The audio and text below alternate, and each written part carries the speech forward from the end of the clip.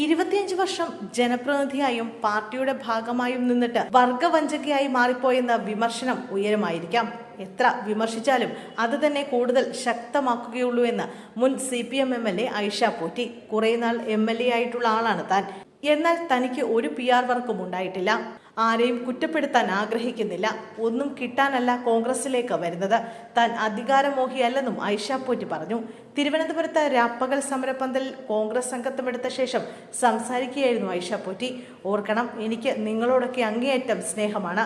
എത്ര വിമർശിച്ചാലും എന്നെ കൂടുതൽ ശക്തമാക്കുകയുള്ളൂ. വളരെ മ്ലേച്ഛമായ ഭാഷയിൽ വരും ദിവസങ്ങളിൽ എനിക്കെതിരെ സോഷ്യൽ മീഡിയയിൽ കൂടി ധാരാളം കാര്യങ്ങൾ വരുമെന്നറിയാം. പക്ഷെ ഞാൻ അതിനെ ഒട്ടും ഭയക്കുന്നില്ല. വിമർശനത്തെ സന്തോഷത്തോടെ കേൾക്കുകയാണ്. വിമർശനമാണ് മനുഷ്യനെ ഇത്രത്തോളം എത്തിക്കുക. വക്കീലായി വരുന്ന സമയത്ത് പ്രസംഗിക്കാൻ പോലും അറിയില്ലായിരുന്നു. ഇക്കാര്യത്തിൽ ഞാൻ ആദ്യം പ്രവർത്തിച്ച പ്രസ്ഥാനം എന്നെ ഒത്തിരി സഹായിച്ചു.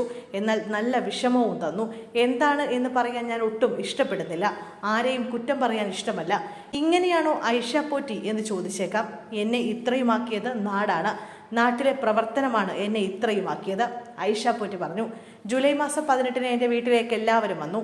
ഉമ്മൻചാണ്ടിയുടെ അനുസ്മരണ സമ്മേളനത്തിലേക്ക് കോൺഗ്രസ് പാർട്ടിയിലെ നേതാക്കൾ വിളിച്ചു. ഉമ്മൻചാണ്ടി വലിയ മനുഷ്യനാണ്. മുഖ്യമന്ത്രിയായിരുന്ന ആളാണ്. നയനാര് മുഖ്യമന്ത്രിയായിരുന്ന ആളാണല്ലോ. അദ്ദേഹത്തിൻ്റെ അനുസ്മരണത്തിന് വിളിച്ചാലും എല്ലാ പാർട്ടികളും പോവില്ലേ? അതുപോലെ എന്നെയും വിളിച്ചു. എത്ര വലിയ നേതാവായാലും മന്ത്രിയായാലും മനുഷ്യനോട് സ്നേഹത്തോടെ പെരുമാറുന്നതിൽ നഷ്ടമുണ്ടോ? സത്യസന്ധമായി ഇടപെടുന്നതിൽ നഷ്ടമുണ്ടോ? ഒന്നും കിട്ടാനല്ല ഇതിൽ വരുന്നത്. ഞാൻ അധികാരമോഹിയല്ല. പഴയ കാലം മുതലുള്ള തറവാടാണ് കോൺഗ്രസ് പ്രസ്ഥാനം. എല്ലാ പാർട്ടികളോടും ഇഷ്ടമാണ്. എല്ലാ മനുഷ്യരോടും ഇഷ്ടമാണ്. സഖാക്കളോടും പ്രവർത്തകരോടും അങ്ങേയറ്റം ഇഷ്ടമാണ്. അവർക്ക് നല്ല വിഷമം വരും. സാരമില്ല. ഐഷ പോറ്റി എന്നും ഐഷ പോറ്റി ആയിരിക്കും. രാഷ്ട്രീയമോ മതമോ ജാതിയോ ഒന്നും നോക്കാതെ മനുഷ്യനോടൊപ്പം പ്രവർത്തിക്കാൻ ഒരു എളിയ പ്രവർത്തകയായിട്ട് ഞാനുണ്ടാവും, ഐഷ പോറ്റി കൂട്ടിച്ചേർത്തു.